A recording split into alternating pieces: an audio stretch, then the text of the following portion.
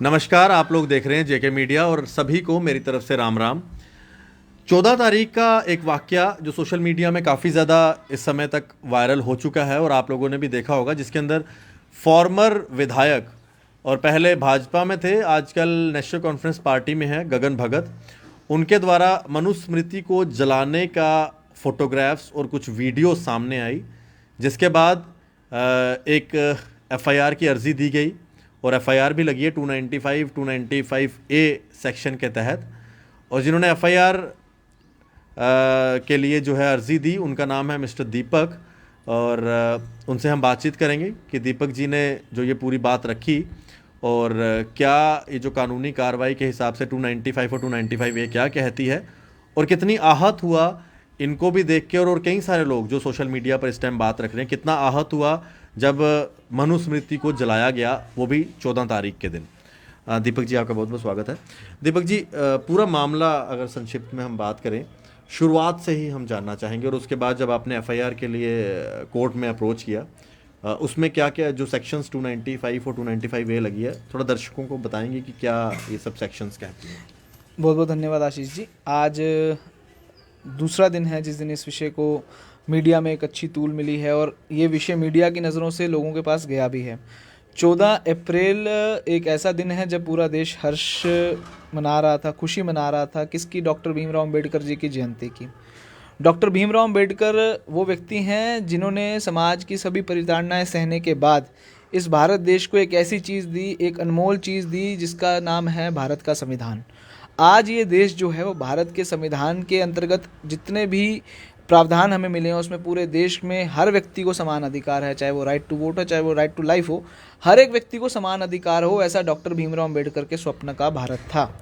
और 14 अप्रैल को डॉक्टर भीमराव अम्बेडकर जी का जयंती था और पूरे देश में खुशी मनाई जा रही थी उस चीज़ की। हर व्यक्ति अपने अपने प्रकार से डॉक्टर भीमराव अम्बेडकर जी को श्रद्धांजलि दे रहा था। हमने भी यहाँ पर कई कार्यक्रम किए और इसी प्रकार का एक कार्यक्रम जो था, उसे हम कार्यक्रम तो नहीं कहेंगे, परंतु एक मैलिशियस इंटेंशन थी एक व्यक्ति की अपने आप को खाली सुर्खियों में लाने के लिए। उन्होंने डॉक्टर भीमराव अम्बेडकर जी को श्रद्धांजलि के तौर पर उन्होंने मनुस्मृति का दहन किया। मनुस्मृति भारत की एक रिलीजियस पुस्तक है, एक वो पुस्तक है जिसको कई संस्कृत स्कॉलर्स जो हैं वो पढ़ते हैं for the purpose of research, और उसमें कई ऐसे जो अध्याय हैं, श्लोक हैं, जो भारत के सभ्यता को, समाज को दर्शाते हैं कि भारत की सभ्यता हमेशा से ही। उसमें एक श्लोक आता है जो अध्याय दूसरा 133वां श्लोक, जिसमें शूद्रों को सबसे उच्चतम कोटि का इंसान बताया हुआ है। तो ऐसे कई उसमें श्लोक हैं जो अध्ययन के रूप में जो है रिसर्च स्कॉलर्स उसको प्रयोग में लाते हैं उस पुस्तक को। तो उस पुस्तक का दहन करके डॉक्टर गगन भगत, जो पूर्व विधायक हैं, एमएलए हैं आरएसपुरा कॉन्स्टिट्यूएंसी के, उन्होंने उस पुस्तक का दहन करके केवल और केवल मीडिया की टीआरपी के लिए उस पूरे घटनाक्रम को जो है वो अंजाम दिया अपने समर्थकों की प्रेजेंस में। उनका चित्र जो है वो आप मीडिया में भी देखेंगे, वायरल हो रहा था कि वो अपने हाथ में पकड़ के मनुस्मृति को दहन करवा रहे हैं। तो प्राइमा फेशी एविडेंस क्योंकि उनके खिलाफ थे, इसीलिए हम लोगों ने section 295 and 295 A of Indian penal code के तहत उन लोगों को जो है, मुख्यतः डॉक्टर गगन भगत को, हम लोगों ने एक व्यक्ति के खिलाफ जो है वो 295 एंड 295 ए के तहत जो है वो कंप्लेंट जो है वो लगाई। और हम पुलिस का भी धन्यवाद करते हैं कि उन्होंने तुरंत इस चीज़ के ऊपर, इस चीज़ की सीरियसनेस की कॉग्निजेंस ली, सीरियसनेस को समझा, और ये खतरा है किस प्रकार से समाज के ऊपर आने वाले दिनों में, उस चीज़ को समझते हुए पुलिस ने विदिन 1 आवर जो है ये एफआईआर जो है वो दर्ज की थी।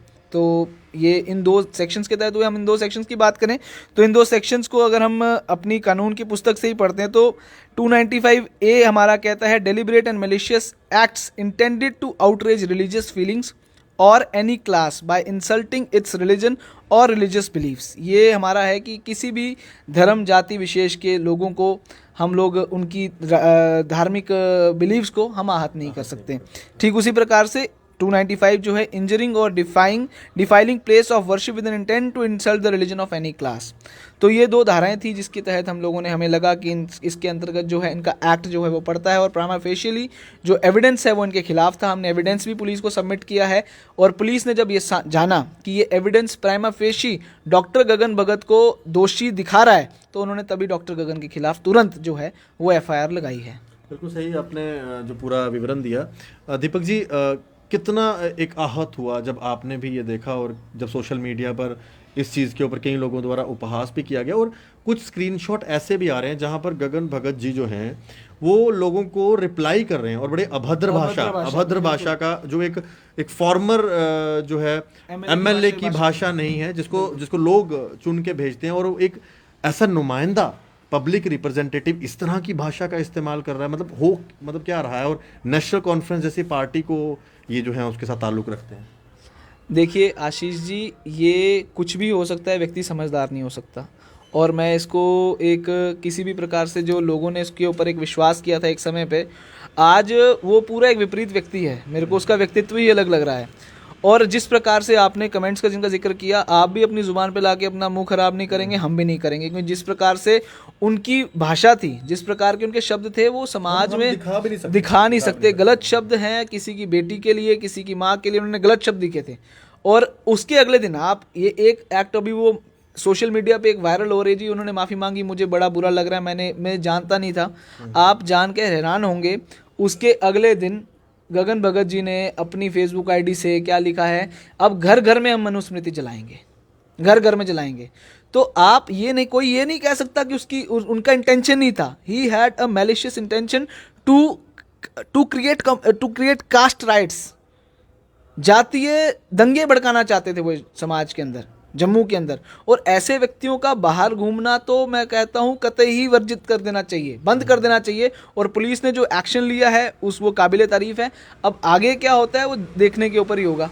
बिल्कुल सही कहा आपने, क्योंकि इस तरह की एक तो कास्ट को लेकर डिवाइड क्रिएट करना, लोगों में भाईचारा ख़राब करना, ऑलरेडी 370 के बाद जिस तरह से कंट्रोल किया गया है कि कोई भी इस तरह के दंगे नहीं हुए, कुछ इस तरह की बात नहीं। अगर ऐसे लोग इस तरह की चीज़ करते हैं तो इनके ऊपर कितनी बड़ी कार्रवाई होनी चाहिए, फर्दर होनी चाहिए। देखिए, इनके ऊपर जो है जज के पास पावर है टू रिफ्रेम द चार्जेस। जज ऑर्डर कर सकता है कि चार्जेस को जो है वो रिफ्रेम करवाया जाए। तो अभी ये मैटर जो है जब कोर्ट में जाएगा, उसके बाद किस प्रकार से इस मैटर को आगे देखा जाता है वो तो आगे कानून की प्रक्रिया में हम लोग पूर्णतः विश्वास रखते हैं, देखेंगे क्या होता है। परंतु जिस प्रकार का इनका एक्ट था, ये अपनी टीआरपी के लिए, ऐसे नेता जो होते हैं अपनी टीआरपी के लिए समाज के अंदर कत्लेआम कराना ठीक समझते हैं। और आप आशीष जी, आप हर प्रकार के लोगों के पास जाते हैं, मिलते हैं, बात करते हैं, आप जानते हैं कि आज की डेट में भारत देश के अंदर क्या चल रहा है। केवल भीमराव अम्बेडकर जी के नाम पर किस प्रकार से पूरे देश में जातीय दंगे भड़काए जा रहे हैं, किन लोगों द्वारा, जो भीमराव अम्बेडकर जी को पूरी तरह से पढ़े भी नहीं होंगे शायद। वो भीमराव अम्बेडकर जी के विचारों का पताका वाहक बोलते हैं अपने आप को कि हम भीमराव अम्बेडकर जी का पताका लेके चल रहे हैं।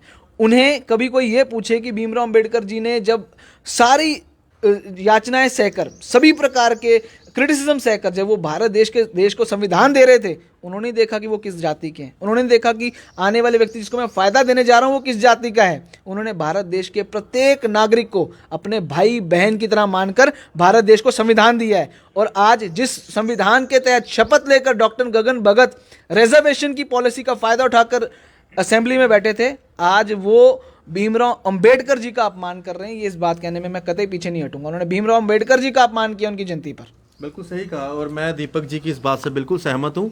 आज जो भीमराव अंबेडकर जी का नाम लेकर अपना टीआरपी के लिए जो इस तरह की हरकतें करते हैं, उनको इतना भी नहीं पता होगा कि भीमराव अंबेडकर जी ने कितने दिनों में कॉन्स्टिट्यूशन लिखा था। उनको ये नहीं पता होगा कि कितने दिन लगेंगे होंगे कॉन्स्टिट्यूशन लिखने में। ये वही लोग हैं, ये वही सेना है जो आपने पिछले दिनों देखा, चाहे वो कानूनों या किसानों का आंदोलन था, वहाँ पर भी आए हुए थे जिनको ABC भी नहीं पता किसानों की, लेकिन वहाँ पर आए हुए थे रोटियां सेकने। और ये वही लोग हैं जो शाहीन बाग में कॉन्स्टिट्यूशन की किताबें लेकर अपना ही कॉन्स्टिट्यूशन बना के सामने आते हैं। ये वही लोग हैं। फिलहाल मैं भी धन्यवाद करूंगा दीपक जी का, क्योंकि दीपक जी ने बड़े सारे लोगों की जो एक धार्मिक आस्था है उस पर जो आहत पहुंचाई डॉक्टर गगन भगत द्वारा मनु स्मृति को जलाकर, उसको देखते हुए पब्लिक में बाहर आए और एफआईआर की मांग की। और पुलिस का भी धन्यवाद करूंगा जिन्होंने एफआईआर रजिस्टर की। फिलहाल पुलिस को अब ये देखना चाहिए कि ऐसे लोग जो लोगों में इस तरह की धारणा डालने की कोशिश करते हैं और आपसी भाईचारे को खराब करने की कोशिश करते हैं और जाति विवाद खड़ा करना चाहते हैं, उनके ऊपर ऐसी कार्रवाई हो ताकि कोई भी ऐसा व्यक्ति ऐसा काम ना करे। देखते रहें जेके मीडिया। आशीष कोहली, क्या नाम है, अशोक चलोत्रा जी के साथ जेके मीडिया के लिए धन्यवाद। जय हिंद।